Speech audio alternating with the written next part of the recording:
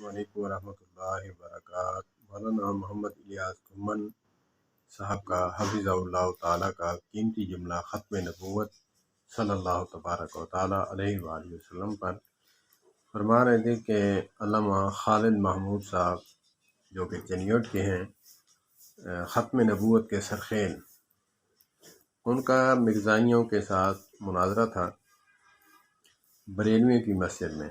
تو وہاں بیٹھے، وہاں لکھا تھا، مناظر قادیانی مناظر نے کہا مرزائی نے کہ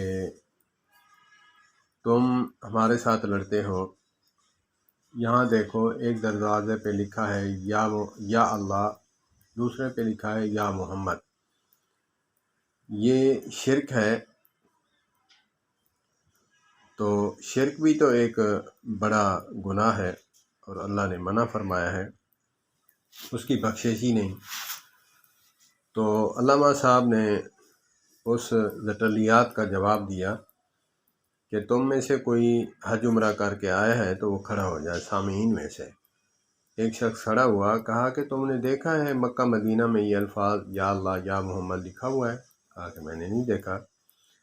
کہا کہ ایک یا عربی کا ہے، ایک یا پنجابی کا ہے۔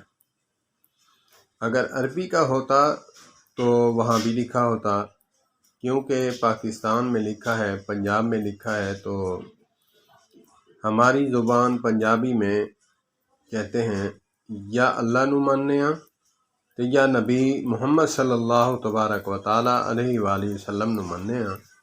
مرزے کانے دی مہر، مرزے کانے دے کفر تے مہر ہے، نہ کہ شرک ہے۔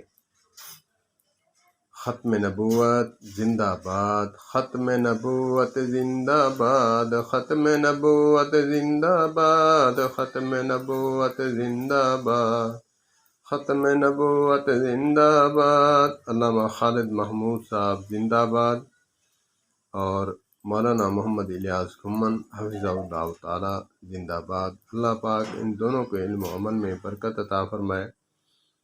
میرے اب ذہن میں نہیں کہ علامہ خالد محمود صاحب حیات ہیں یا پھر مالک حقیقی کے ساتھ جا پہنچے ہیں، واللہ عالم بصواب۔